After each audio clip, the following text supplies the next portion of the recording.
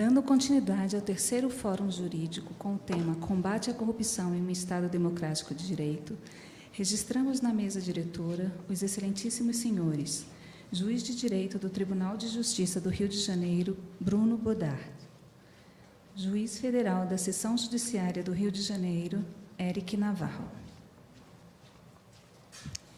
Boa tarde a todos, vamos retomar nossos trabalhos. Tenho aqui a alegria e a satisfação enorme de receber aquele que é não só um grande amigo, mas é um dos maiores estudiosos da análise econômica do direito no Brasil, que é o professor e juiz federal Eric Navarro Volkart.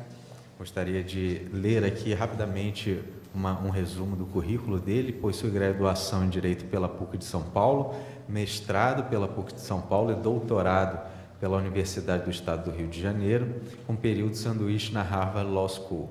Foi ainda Visiting Scholar na Columbia Law School e é juiz federal do TRF2 no Rio de Janeiro. Também é presidente da Associação Brasileira de Direito e Economia, diretor fundador da The Future Society Brazilian Chapter, professor do curso ênfase Instituto Jurídico, membro do Instituto Brasileiro de Direito Processual e professor e palestrante da Escola da Magistratura Federal e de diversas outras instituições. Então, professor Eric, é uma alegria muito grande tê-lo aqui. Por favor. Bem, vou ficar em pé aqui. Boa tarde a todos. É uma alegria estar aqui hoje.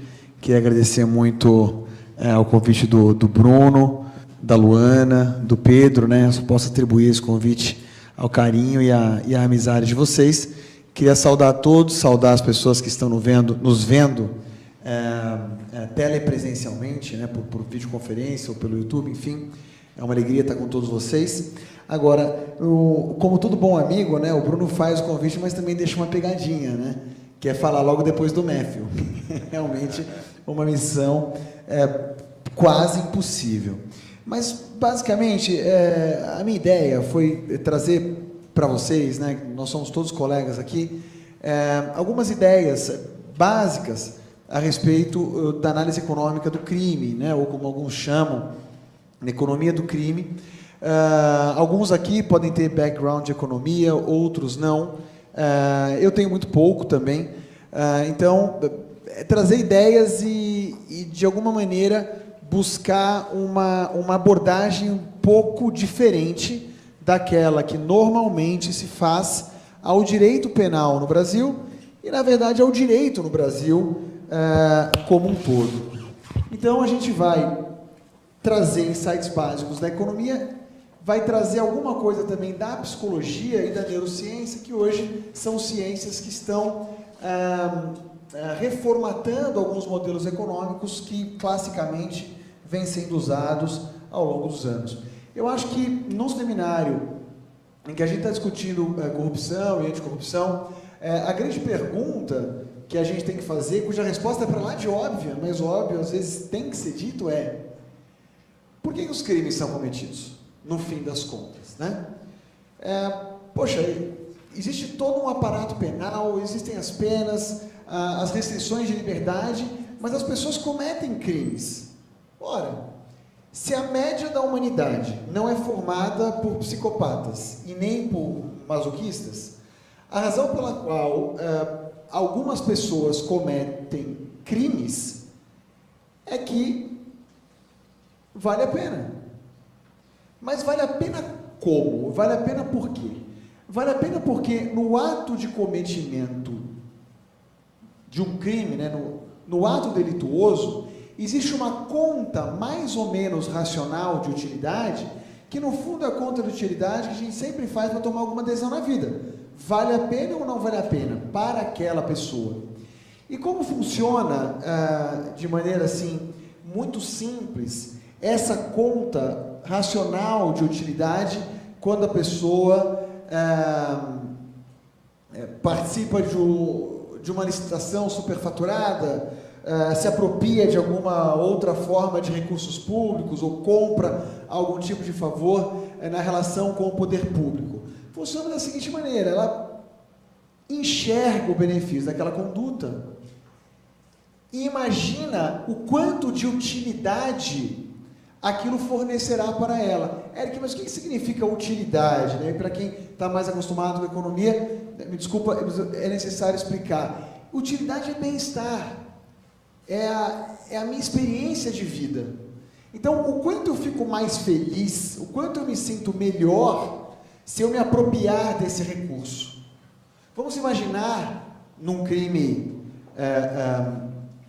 hipotético, que o benefício do cometimento do ilícito de corrupção equivalha a uma utilidade de 10 pontos. 10 pontos. Mas a lei penal prevê a tipificação da conduta, e se o sujeito for condenado, ele pode pegar até tantos anos de reclusão. Vamos imaginar que esses X anos de reclusão também tenham impacto, e acho que todo mundo entende isso, na utilidade, no bem-estar do indivíduo, impacto negativo. Vamos imaginar que esse impacto equivalha a 20 pontos. Então, o benefício são 10 pontos na minha utilidade, mas a pena equivale a 20 pontos debitados do meu bem-estar. Numa situação dessa, um indivíduo minimamente racional cometeria o delito? Sim ou não? Não, claro que não. A utilidade dele vai ficar 10 pontos negativa se ele cometer o delito. Mas qual que é o problema? O problema é que, ainda que ele se aproprie do recurso, não existe a certeza da punição. O que existe em relação à punição é a probabilidade. Então, vamos imaginar que a probabilidade de detecção e punição do ato ilícito gira em torno de 10%. E aí, ao invés de falar da pena, nós vamos falar da pena esperada. O que é a pena esperada? É a pena prevista na legislação, ponderada pela probabilidade de ela efetivamente acontecer. Ou seja, de o crime ser detectado, de haver toda a persecução penal e, ao final, eu ser condenado e cumprir aquela pena. Falando assim, 10% parece até otimista, né? Se a gente for pegar, por exemplo, a taxa de resolução de homicídio no Brasil, que é um dado que eu tenho, ela gira em torno de 8%. Taxa de resolução. Ou seja, sei quem cometeu, eu sei quem foi o autor do homicídio. Ainda tem toda a persecução penal, o júri e assim por diante. Então, falar em 10% é até otimista. Mas, para fins da nossa conversa, aqui funciona bem. Então, qual é a pena esperada? Ou qual é a perda de utilidade esperada daquela pena prevista no Código, se a probabilidade de ela ser imposta é de apenas 10%? Não é mais de 20 pontos retirados da minha utilidade, e sim de apenas 2 pontos, porque 10% de 20 igual a 2.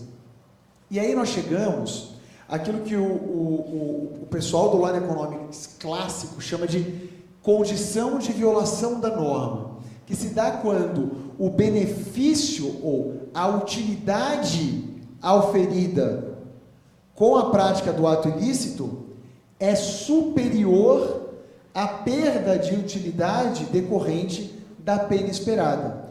No nosso exemplo, o benefício é de 10, a pena esperada é de apenas 2, 10 maior que 2, condição de violação da norma cumprida, provavelmente o crime será cometido. Muito bem. Então, essa é uma conta fácil, de um raciocínio bastante direto. Aí vem a pergunta: qual é a solução? A solução, obviamente, é aumentar, eu vou até voltar aqui, é aumentar o lado direito dessa equação, para que o número do lado direito seja maior do que o número do lado esquerdo. No número do lado direito eu tenho a chance de punição e a pena prevista na lei. Então eu tenho duas alternativas. Ou eu aumento a pena, então eu faço uma reforma legislativa para aumentar a punição daqueles crimes, é algo que está previsto nas 10 medidas, que agora são mais de 10. Ou então eu opto por aumentar a fiscalização. Eu não mexo na pena, mas eu altero a probabilidade de punição. Eu posso aumentar a fiscalização, posso mudar o procedimento, posso eventualmente diminuir garantias, mas enfim, eu mudo aquela probabilidade. Então, ao invés de 10%, eu posso chegar a 20% ou a 30%. Os economistas clássicos, né, se você pegar, por exemplo, as lições de Gary Becker, que é um clássico da economia do crime, ele vai dizer o seguinte: olha, sempre que possível, se você tiver que escolher entre aumentar a pena ou aumentar a fiscalização, é melhor aumentar a pena. Por quê? Porque é mais barato. É mais barato. Para dar um exemplo banal, se eu estou preocupado em violação de norma de trânsito, o que é mais fácil? O que é mais barato para o Estado? Aumentar o valor da multa ou botar mais guarda na rua para multar o sujeito? Aumentar o valor da multa, faço uma vez só e acabou. E aí, na ponderação, eu posso chegar no mesmo resultado. Já aumentar a fiscalização é um pouco mais complicado, mas eu posso chegar na mesma pena esperada, só que a um custo maior.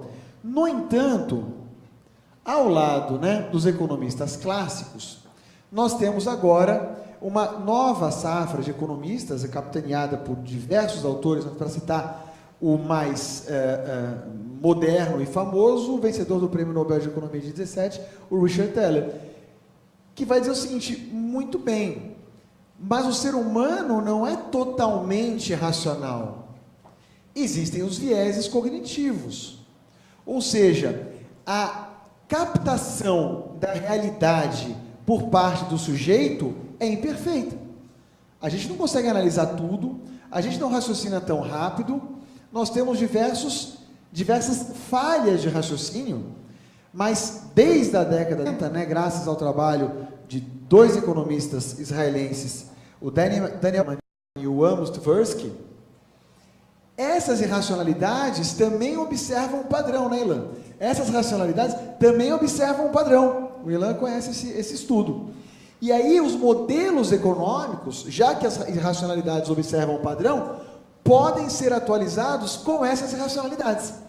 E aí então a gente vai fazer o quê? Estudar os viés cognitivos e verificar se a melhor solução ainda é necessariamente aumentar a pena, ao invés de mudar o procedimento e aumentar a fiscalização, só porque é mais barato. E aí o objetivo mais famoso, e nós temos assim, se você colocar no Google, você vai achar uns 200 viés cognitivos. E esse assunto, como entra muito no campo da psicologia, fica muito solto. E é economia comportamental. E o meu medo no Brasil é as pessoas amarem o comportamental e esquecerem o economia. E aí você chega a resultados extremamente ineficientes. Então, dos trocentos vieses comportamentais detectados e em estudo pela economia comportamental e pela psicologia, um que está bastante estabelecido é o chamado viés de otimismo. O que significa o viés de otimismo? Significa basicamente duas coisas. Nós tendemos a superestimar as nossas habilidades e nós tendemos a subestimar a chance de coisas ruins acontecerem com a gente. Aí você deve estar pensando, mas eu não sou tão otimista assim, né? Eu conheço várias pessoas pessimistas, minha mãe é super pessimista, minha irmã e tal, mas na média nós somos otimistas. Sabe por quê? Porque o otimismo é um diferencial evolutivo. Na média, os otimistas vivem mais, têm melhores empregos, melhores salários e são mais felizes. Então existe uma seleção natural pelo otimismo, de modo que nós nos encontramos todos aqui na média uma curva otimista. Quer ver só um exemplo? Levanta a mão aí, quem acha que dirige mal?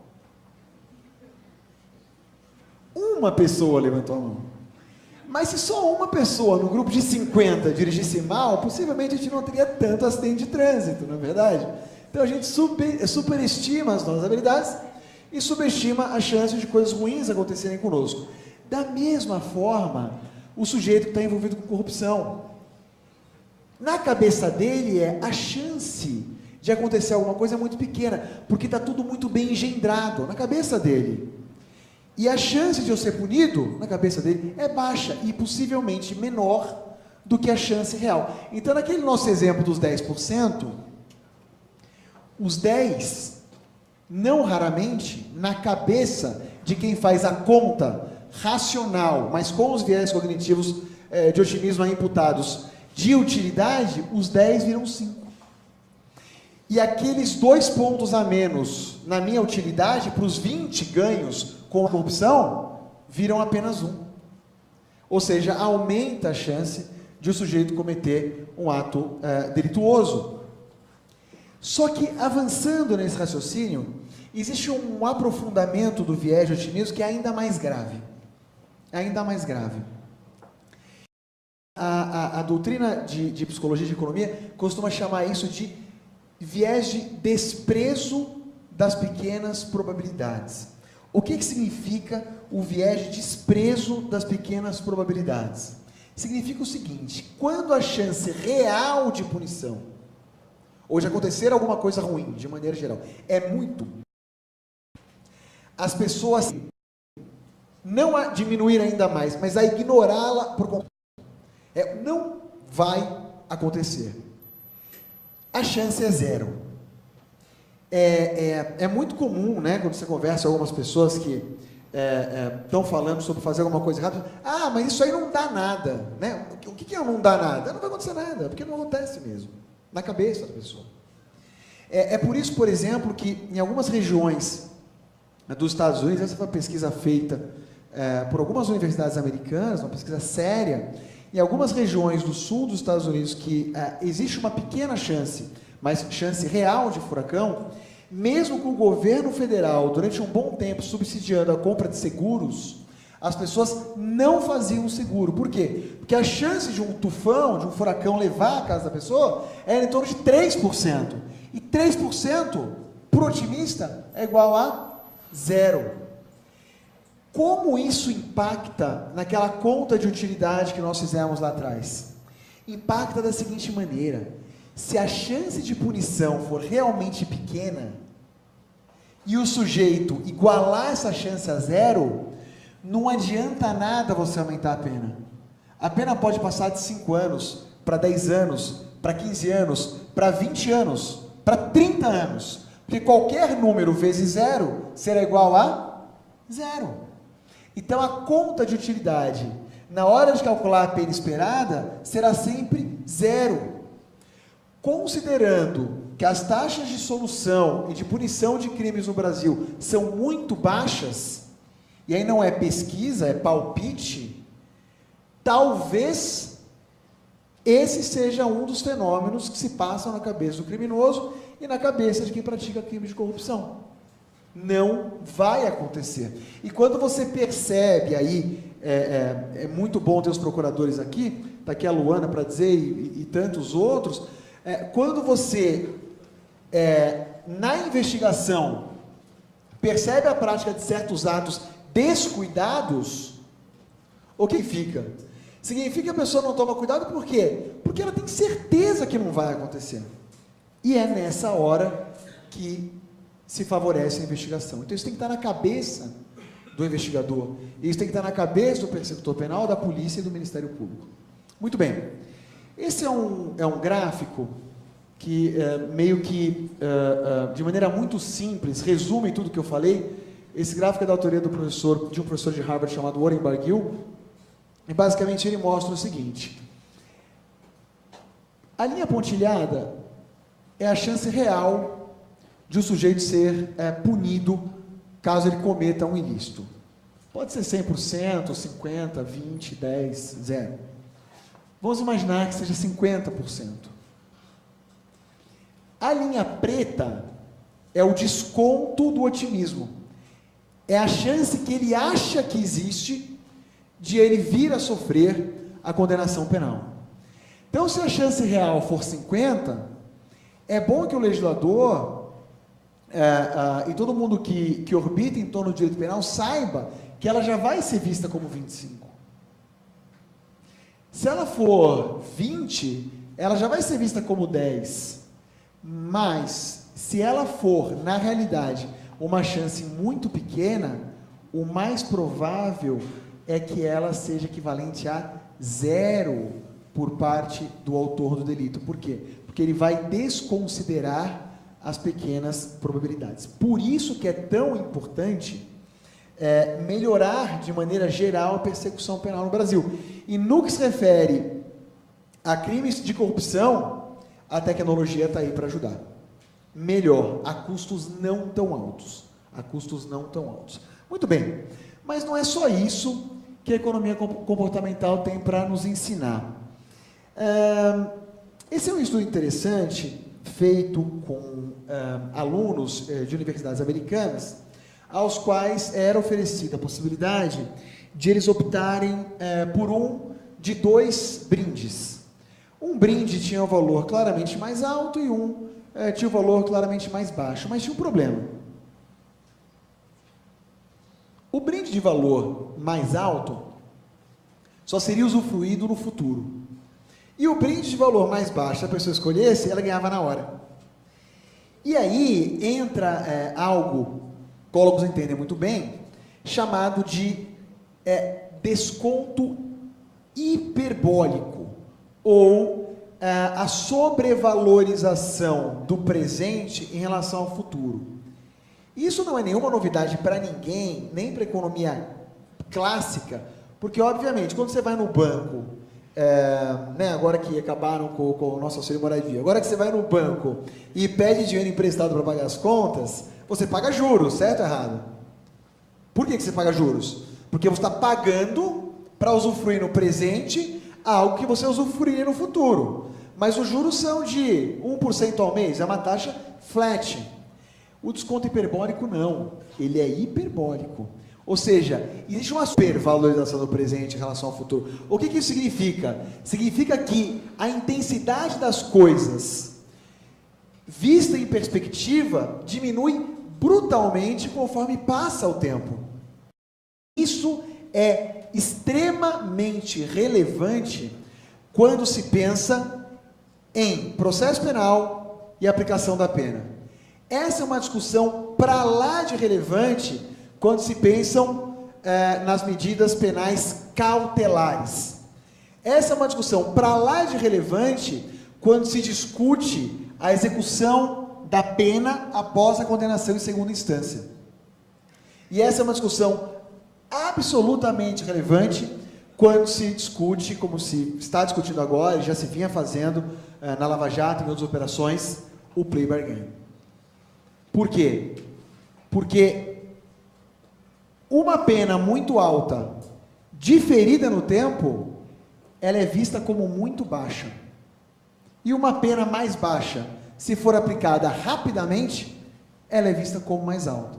Então, se o sujeito sabe que ele vai poder recorrer por anos e anos e anos e anos, com recursos verticais e horizontais, dentro dos tribunais superiores, por mais que a pena prevista na lei seja alta, ela é vista com desconto hiperbólico. Ela é vista de maneira mais baixa. Esse é um estudo que pode ser confirmado pela neurociência. Então, o que eu tenho aqui do lado direito do quadro são algumas ressonâncias magnéticas funcionais do nosso cérebro. Isso é muito interessante, porque parece uma coisa muito comum hoje, né? Todo mundo faz ressonância, mas tem só 20 anos que nós conseguimos ver o nosso cérebro funcionando. Em só 20 anos. E existem, obviamente, inúmeras complexidades aqui, mas, basicamente, nós temos 2 formas de pensar, né, para fazer o coaching aqui do Kahneman. Uma maneira rápida, impulsiva, intuitiva, e uma maneira mais lenta, mais reflexiva, mais cognitiva. Essa instintiva não é um privilégio nosso. Qualquer animal minimamente desenvolvido tem. Agora, a capacidade de cognição, de reflexão, ela é um diferencial humano e foi por isso que nós dominamos esse planeta. Muito bem.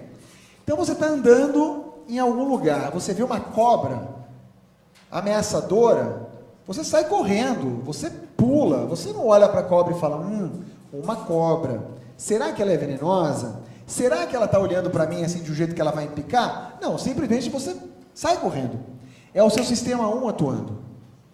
Quando você está pensando em comprar um imóvel, por exemplo, a não ser que você seja um sujeito muito impulsivo, né? Você vai para casa, pega o prospecto, faz umas contas, liga para o seu gerente, vê a taxa de financiamento, e aí, se for o caso, você compra ou não. Você está atuando com o seu sistema 2. Agora, claro, eles atuam em conjunto. Quem trabalha com publicidade sabe disso. Procura o tempo todo te fisgar no sistema 1.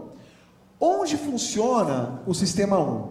O sistema 1 funciona no córtex pré-frontal ventromedial, que fica exatamente aqui. Então, é essa figura aqui. E numa região no meio do cérebro chamada amígdala, que está aqui nessa figura. Então, sempre que nós tomamos decisões por impulso, são essas regiões que mostram mais atividade dentro do nosso cérebro quando ele é escaneado por ressonância magnética funcional. Onde está a atividade mais reflexiva? Onde é que está o sistema 2? No córtex pré-frontal dorsolateral, aqui do lado esquerdo, nesta parte. E para mostrar como as pessoas sobrevalorizam o presente em relação ao futuro, escanearam os cérebros de várias pessoas em vários lugares do mundo, fazendo a elas perguntas do tipo: o que você prefere de sobremesa? Você prefere uma torta de chocolate ou você prefere uma salada de frutas?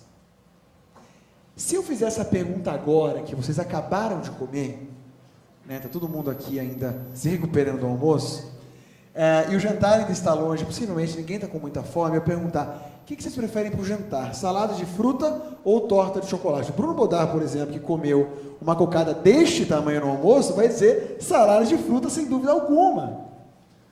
Só que na hora do almoço, quando o garçom perguntou para ele se ele preferia cocada ou salada de fruta, ele disse cocada. Quando escaneia o cérebro das pessoas e pergunta: você prefere salada de frutas ou cocada? Para a refeição de daqui a 1 hora, a grande maioria vai para cocada. Aqui no meu exemplo, é torta de chocolate.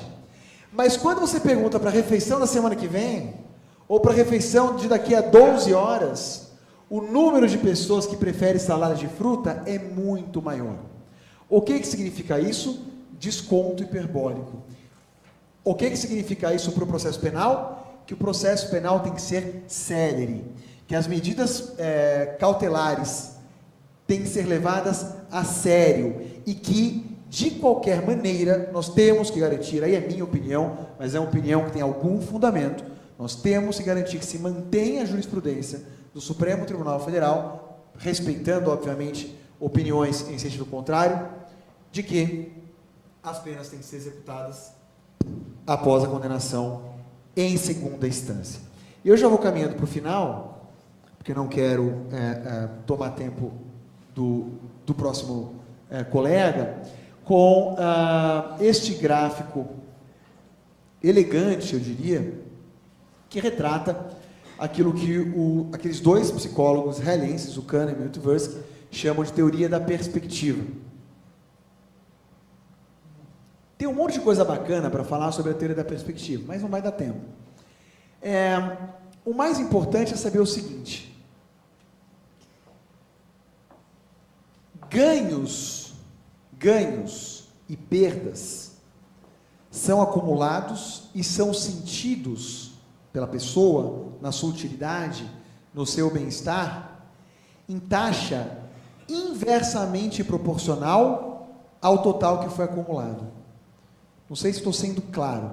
Dando um exemplo, se eu já tenho 10 mil reais, 100 reais para mim tem um valor que não é tão alto para quem tem apenas 500 reais e ganha 100 reais. Aqueles 100 reais, para quem não tem quase nada, vão gerar muito mais utilidade para aquela pessoa do que os 100 reais para mim.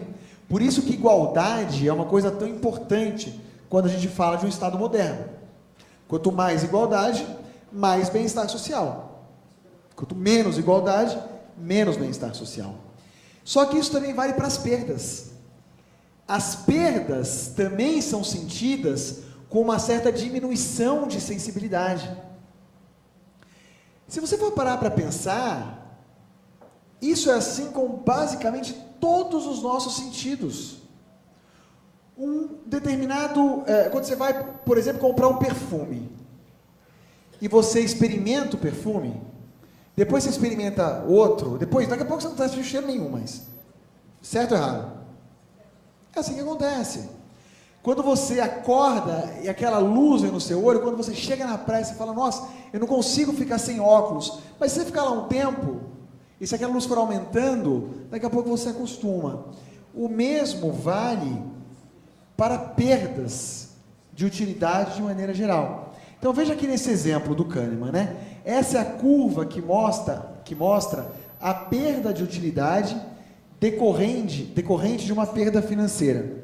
Vejam o tamanho da perda de utilidade de R$50. Então, o sujeito tinha 0, perdeu 50, a utilidade que ele perdeu foi toda essa aqui. Se ele perder mais 50, os próximos 50 equivalem apenas a esse pedacinho. Então, veja, nos dois casos são R$50, mas perder os primeiros 50 dói muito mais do que perder o segundo grupo de R$50. Tá certo ou não? Isso vale também para as penas. O primeiro dia na prisão, falando em pena restritiva de liberdade mesmo, o primeiro dia na prisão dói muito mais que o segundo, que dói muito mais que o terceiro, que dói muito mais que o quarto, e possivelmente a pessoa não calcula quanto vão doer todos aqueles anos. Ela não quer ir para a prisão. Isso significa o quê em termos de política criminal, em termos de debate no Congresso, de reforma penal, de 10 medidas de combate à corrupção? Significa que é necessário que se invista em fiscalização, principalmente com a tecnologia disponível que nós temos para tanto.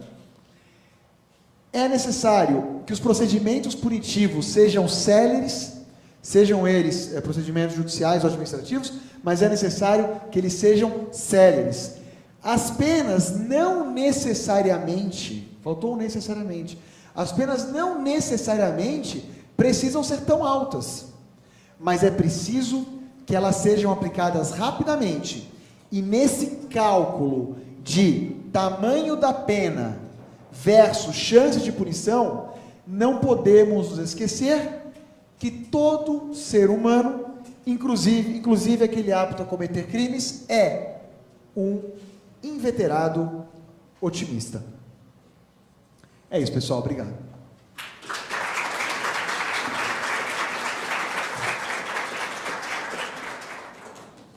Eu não sei se tem tempo para pergunta ou se já vem o próximo. Como é que funciona? Pergunta? Dá tempo, né? Perguntas. Temos alguma? Nenhuma? Então, sem pergunta. Ali, ótimo. Só para quem quer ler um pouco mais sobre esse assunto, qual o livro que você... Muito bom. Se você quiser entender o básico da análise econômica do direito, eu sugiro o manual do Stephen Chevelle, em inglês, ou então o Direito e Economia do Robert Kutter e do Thomas Ullen, que está em português, né, Bruno? Tem uma versão em português também. Inclusive, eu acho que tem a versão para download gratuito, download sem violação de direitos autorais, né, obviamente. Se quiser estudar economia comportamental, mas veja, não behavioral law and economics, economia comportamental sem o direito. O melhor livro é o Misbehaving, do Richard Thaler, que também tem uma versão em português, que eu não me lembro qual é a tradução. Você lembra, Bruno? Eu não me lembro também, não. Tem com certeza. Tem uma versão em português dele. E se você quiser entender um pouquinho mais de Behavioral Law and Economics, você tem um artigo clássico de 99, de 3 autores, que são o Richard Thaler, o Cass Sunstein e a Christine Jones. Esse artigo chama-se Behavioral Law and Economics. com essas 3 literaturas, basicamente, o importante você consegue aprender. Fala.